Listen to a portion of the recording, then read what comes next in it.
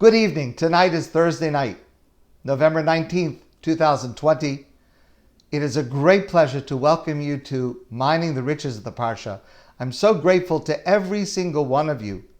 You've taken the time to join together so that we can study together. And I am very, very grateful and appreciative of your time and your attention tonight. And I look forward to what we're going to share. We experience so much of Yitzchak's life, our patriarch Isaac. We experience his life so much in passive terms. As a child, he is bullied by Yishmael, his brother, and Yishmael is sent away. He is offered as an offering at the Akedah, the binding of Isaac, where he is literally bound and placed on an altar by his father Abraham. In our Parsha, the Parsha of Toldot, he is deceived by his wife Rivka and his son Yaakov to not give the bracha, the blessing, to his firstborn Esav. And then, by the end of our Parsha, both of his sons have left him. Even the opening of our Parsha supports this view. The opening verse, the first pasuk, Ve'ele Toldos Yitzchak ben Avraham, and these are the generations of Yitzchak, the son of Avraham. Avraham holid es Yitzchak. Avraham fathered Yitzchak. It's such a telling, curious verse. The first part, Ve'ele Toldos Yitzchak ben Avraham, that implies that the Torah is going to tell us what Yitzchak did. These are the generations that were created by Yitzchak. What he did, who he created. And yet the second half of the verse concludes with what happened to him. Avraham holid es Yitzchak. He was born to his father Yitzchak. The Medrash goes even further and puts this in visible terms. Yitzchak, the Medrash says, physically looked identical to his father Avraham. He did not even have a distinct, distinguishable appearance. We might make the mistake of thinking that Yitzchak's life was primarily lived as a recipient, as an object, not as a subject.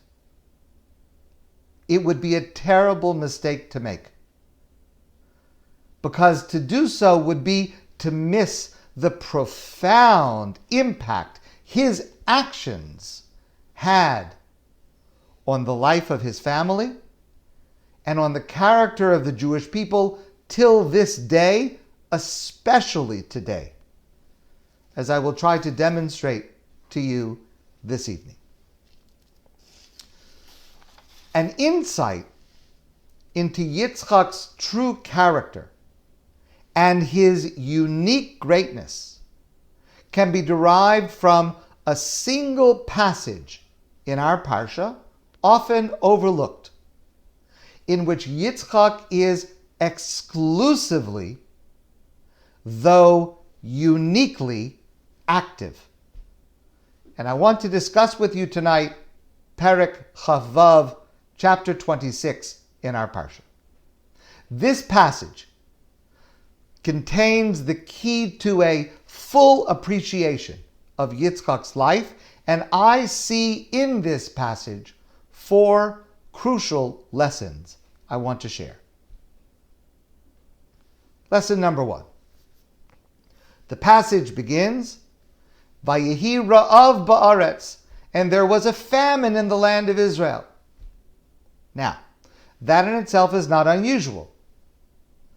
There was a famine during the lifetime of his father Avraham, not once but twice.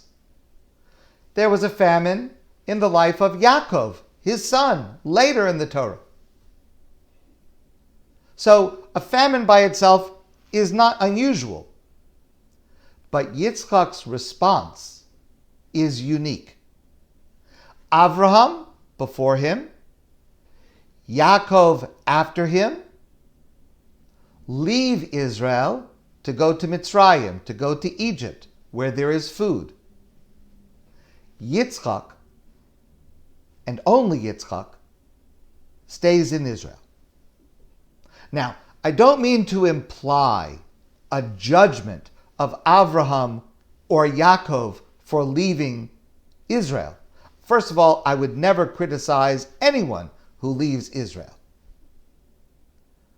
Concerning Avraham, the commentators differ as to whether it was right for Avraham to leave Israel for Egypt in the face of that famine, or it was not right.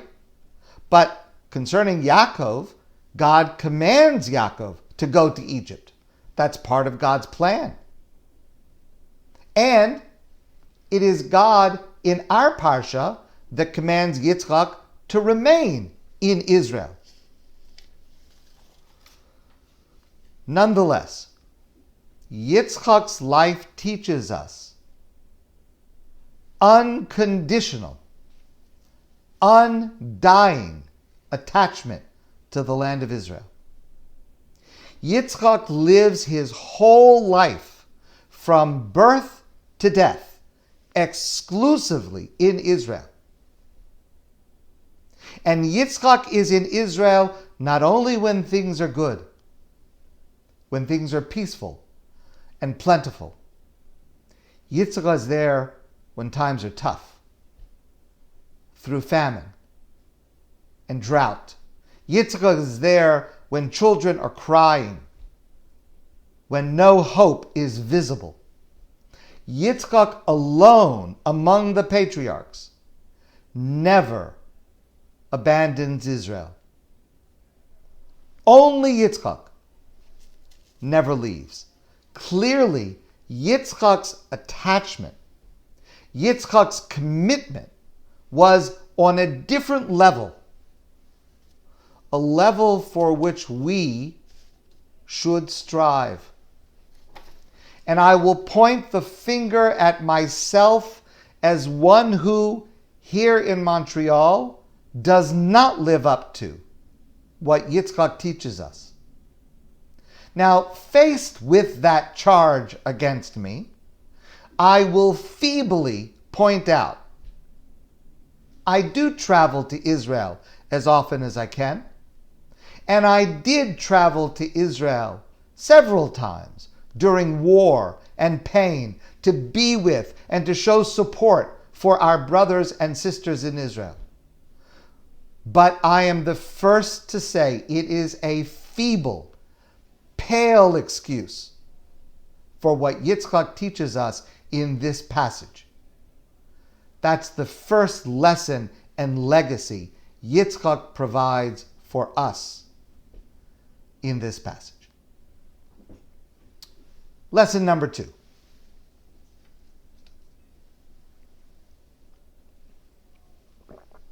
Vayehi ra'av ba'aretz.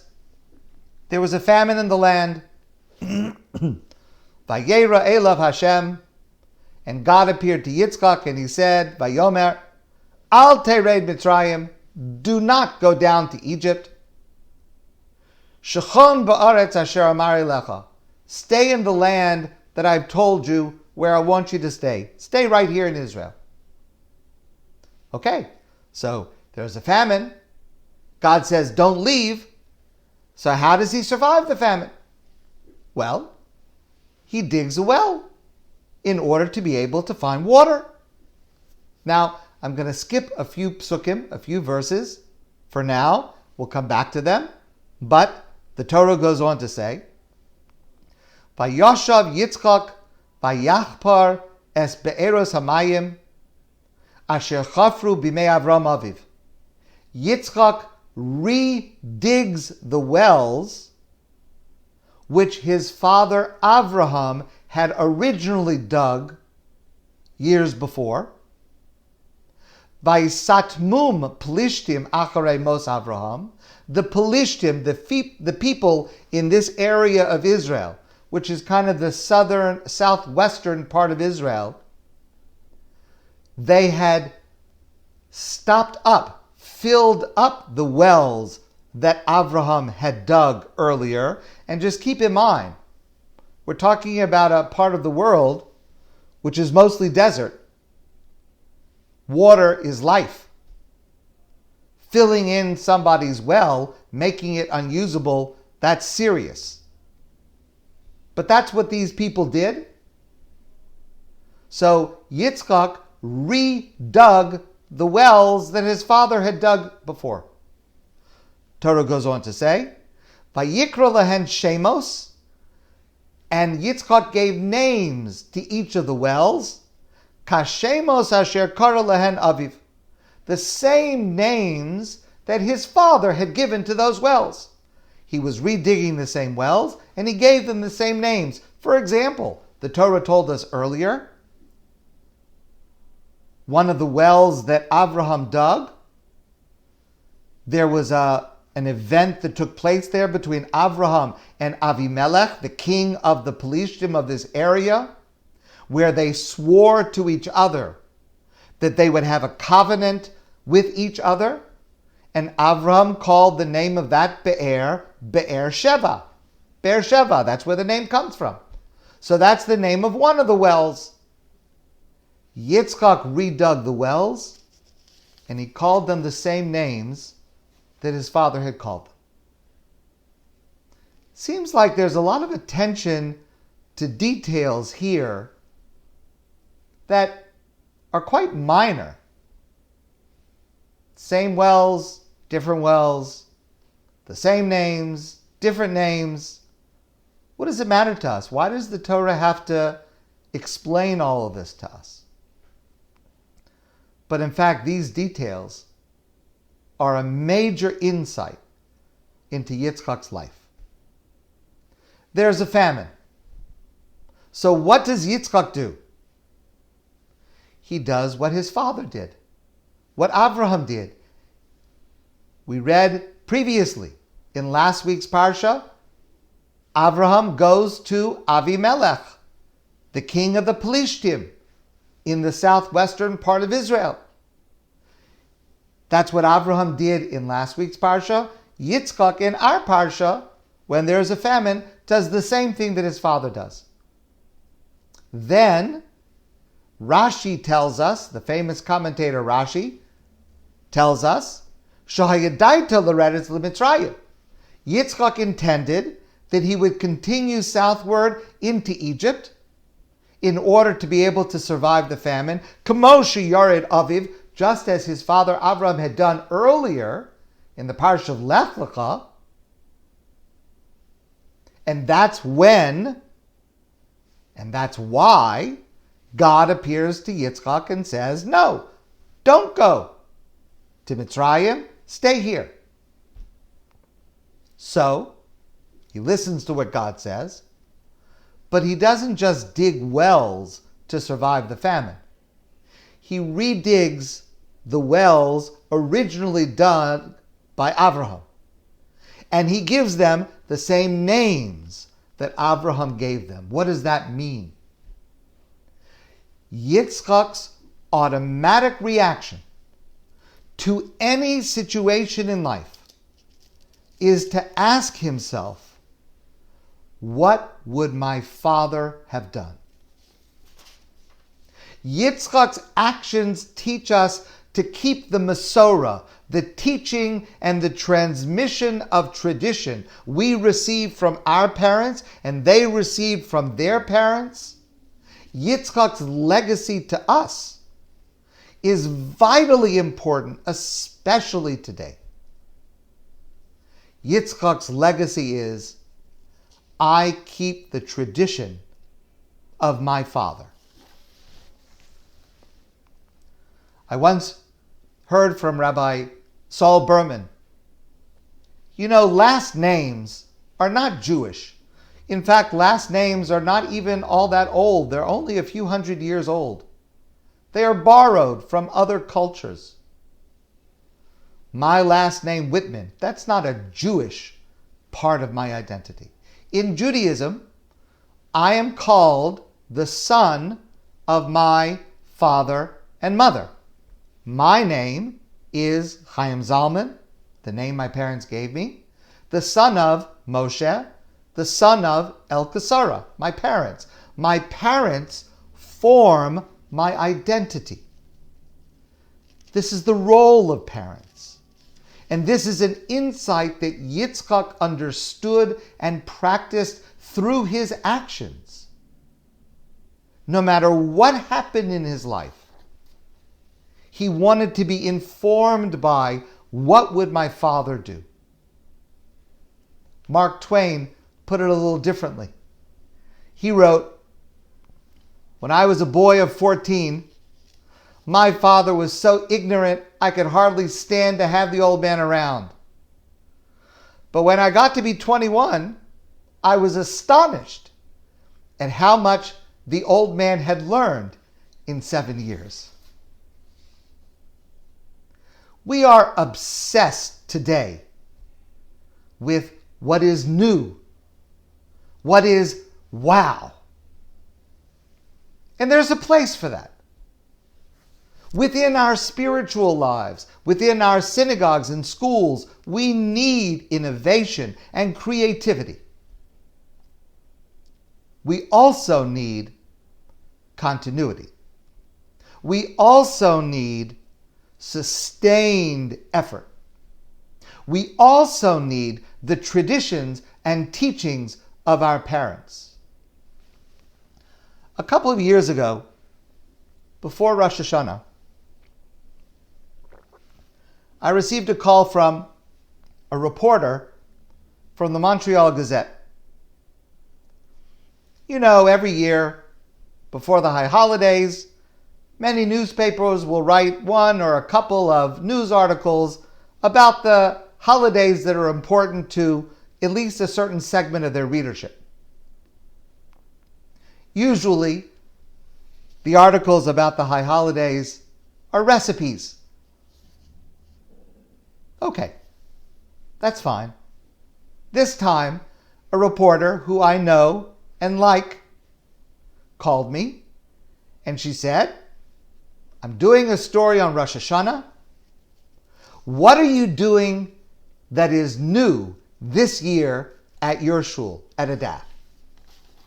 Okay, so the truth is, we were doing something new and innovative, and I told her about it, and she wrote about it. And I understood her question. After all, she's writing for a newspaper. But when she asked me that question, I thought to myself, yes, what we are doing new for the first time is important. But it's also important that we will try to do well what we do every year that is not new. To be warm and welcoming to everyone, to do that well. To engage in familiar prayer that is beautiful and meaningful and spiritual. To inspire, to uplift. That is also vitally important. And that is Yitzchak's legacy. And as parents and grandparents, we have to find this balance as we raise our own children and grandchildren. One of the most difficult jobs of a parent is putting your imprint on your child, transmitting values, lessons, traditions, but at the same time to leave space for them to develop in their own unique way. I've always been moved by this beautiful poem of Mary Oliver. To live in this world, you must be able to do 3 things. to love what is mortal, to hold it against your bones, knowing your own life depends on it, and when the time comes to let it go, to let it go. That balance is complex to achieve. Yitzchak is critical in teaching us his truth through his actions. Third lesson.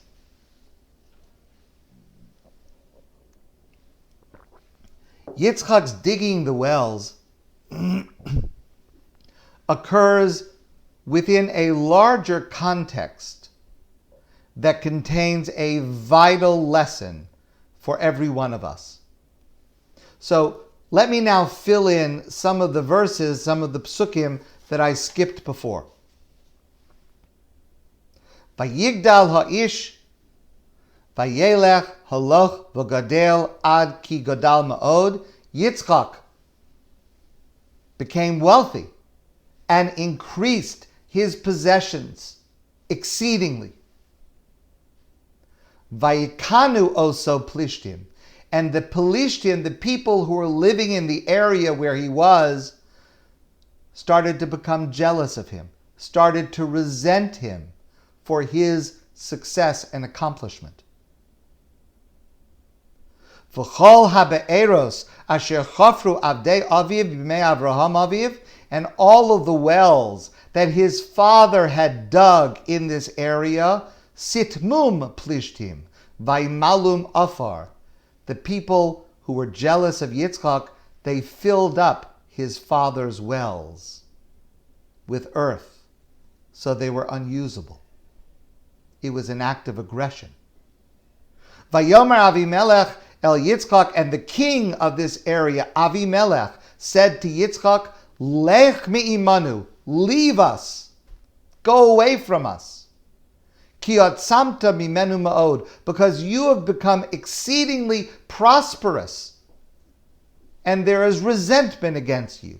Go away. Yitzchak moves a distance. Vayachperu avde Yitzchak banochal, vayimtzu sham be'er mayim chayim. Yitzchak moves away a little bit. He digs a well, and he finds there be'er mayim chayim. I don't know if you know what be'er mayim chayim really is. It's a brand of soft drinks that are sold in religious stores, kosher stores. Yitzchak discovered soft drinks, be'er mayim chayim. Actually, it would be a good trivia question at your Shabbos table. What grocery item has its name that comes from this week's Parsha? Be'er mayim chayim. Okay. Be'er mayim chayim, he found the well of life-sustaining water. Vayarivu ro'ei gror im ro'ei Yitzchak. But the other shepherds argued with Yitzchak's shepherds and would not allow them to remain there. So Yitzchak moved away again. Vayachpru be'er acheres, and Yitzchak dug a different well in a different location. Vayarivu gam aleha, but the people there also contested and argued and fought with Yitzchak. Vayatek misham, and he moved away again to a different place. Vayachpor be'er acheres, and he dug another new well. This time, finally, v'lo ravu aleha, there was no conflict over this well. Vayikra shma Rechovos. Yitzchak called the name of this well Rechovot. It's the name of the city, Rechovot. I'm not sure it's exactly the same area where Yitzchak was, but it's in that general area. Ki ata, because Yitzchak said, Hirchiv Hashem lanu, God has created ample space for all of us. Ufarinu ba'aretz, and we will be able to thrive now in this land.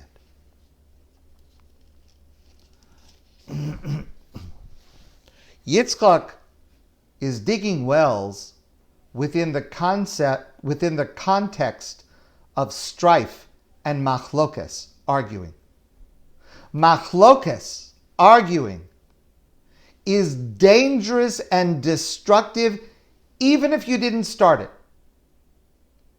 And even if you are right. Our sages teach us in the Talmud, Masechta Sanhedrin, they do not only criticize one who starts an argument, they also criticize one who is machazik b'machlokes, who engages in an argument, who participates in the argument, even if someone else started it, even if someone else is wrong. Remember, there is a famine. Water is life. Filling up a well is an act of aggression that puts life at risk. Yitzchak dug. Others were clearly the aggressors. Yitzchak moves away and digs a different well. Now, this strategy is not applicable in every circumstance. But machlokes must be seen in the category of sakonas nefashos, a possible threat to life. In some rare cases, it is necessary to risk one's life. But in all cases, everyone is harmed by machlokes. The Duke of Wellington once wrote, "Victory is only marginally better than defeat, because even the victors must bury their dead." Rabbi Shlomo Aviner points out Yitzchak understood that. He refuses to be dragged into a fight. He puts into action his willingness to sacrifice for peace, even when he was right. It was better to expend energy digging another well than fighting. Again, this is not applicable in every situation, but almost always, Yitzchak's actions here should be a model for our own behavior. Finally, lesson number 4.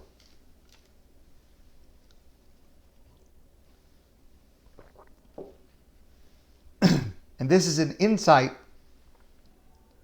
developed by Rabbi Menachem Mendel Schneerson, the previous Lubavitcher Rebbe. Yitzchak understands, and the Torah teaches us by emphasizing, these actions may seem unmemorable, but that's not true. Digging wells is in fact very important for all of us. In fact, metaphorically, it is one of our central missions in life, especially today, to dig wells. To believe that under all the layers of dirt and dust, there is clear, sweet water below. That a person who is indifferent, even wicked, this is just an outer shell. Inside, underneath, there is a soul. There is life. There is a spark of God. Not just every person, but every situation. We need to search and dig down to find the meaning and the potential for growth within every difficulty and challenge. It may be hidden deep. It may take diligent effort to reach, but it is there. And this lesson Yitzchak teaches us has a dramatic, practical application and consequence in Yitzchak's life, in the central narrative of our Parsha this Shabbos, the Parsha of Toldot. Why is it that Yitzchak chooses to bless Esav and not Yaakov? Yes, we know the rest of the story, that there's a deception, and ultimately the blessing actually goes to Yaakov and not to Esav.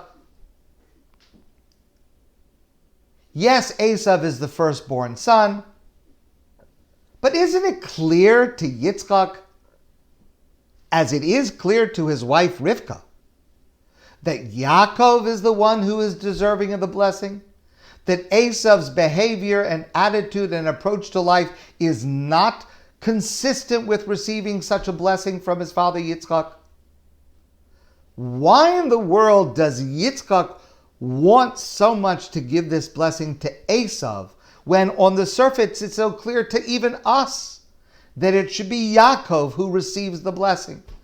Why is the deception even necessary? Yitzchak is not a fool. Yitzchak knows his son's character. He knows Esav. And he knows Yaakov is much more refined, more spiritual. But listen, please, to the insight of Rabbi Chaim ben Attar, the author of Or HaChaim HaKadosh.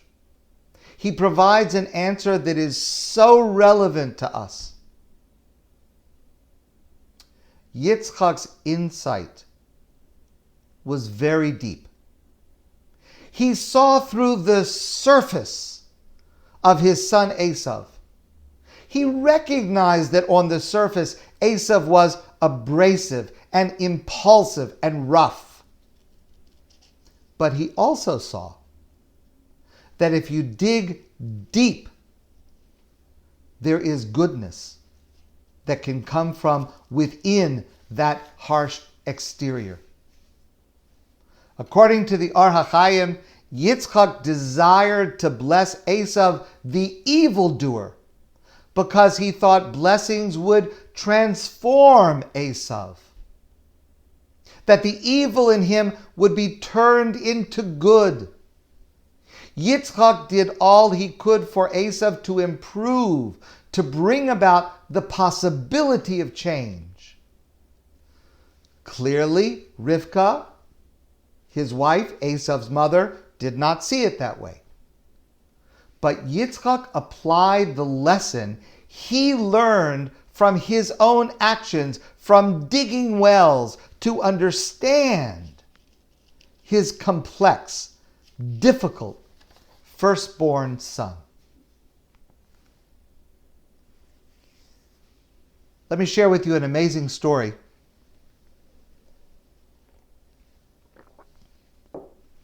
I heard this from Dr. David Pelcovitz. Many of you may have heard of him. He's a well-known, brilliant therapist and teacher in New York. A man came to see him, a religious man, came to see him and said, "My son needs to be in therapy. You have to see my son."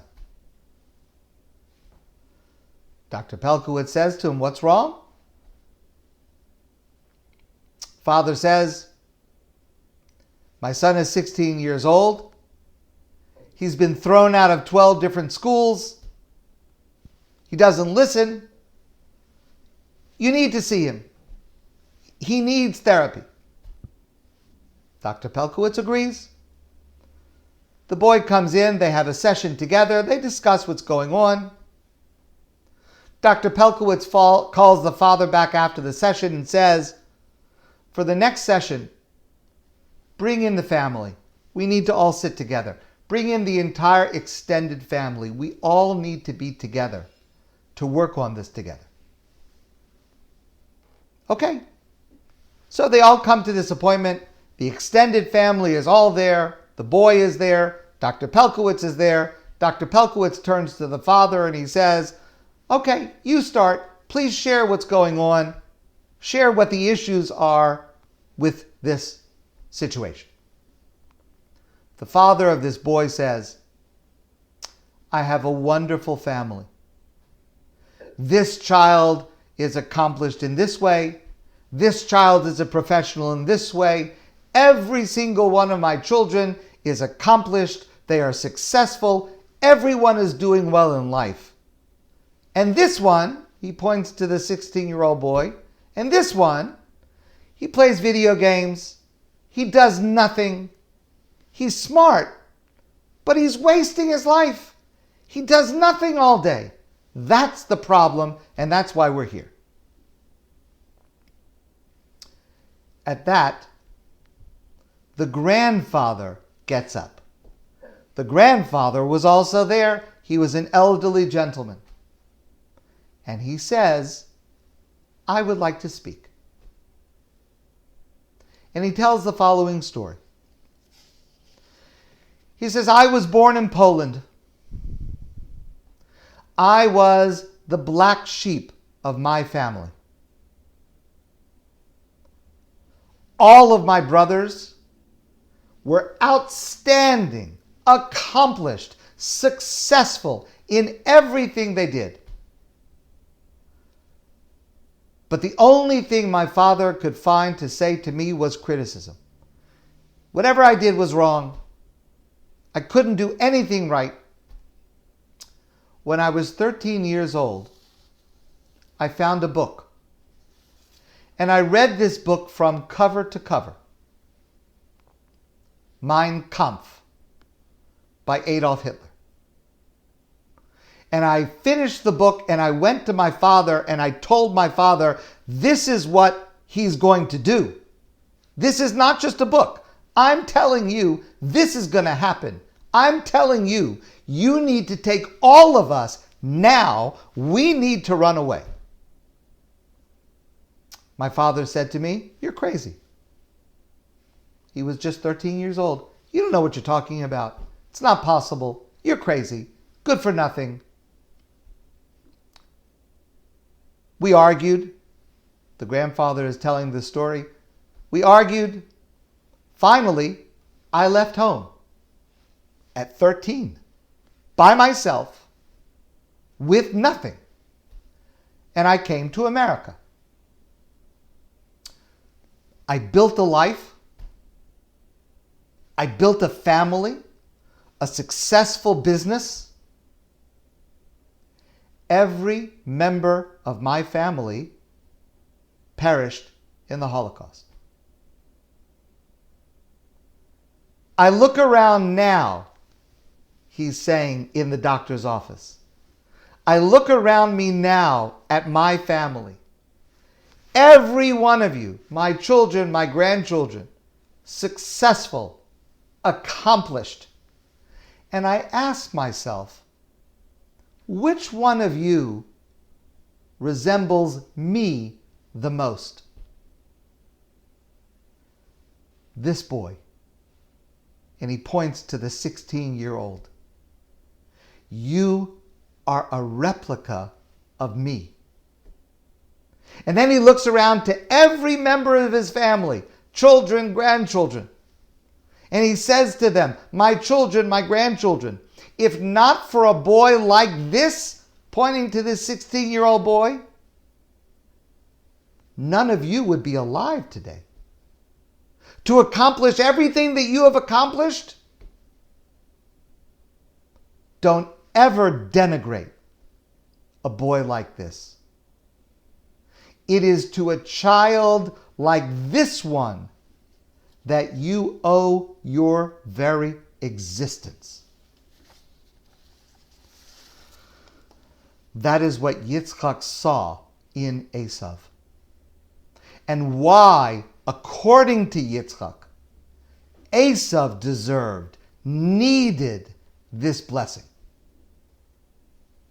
May we all merit to have and to be a parent who digs deeply to see the best in us, to see beneath the surface the goodness of which we are all capable.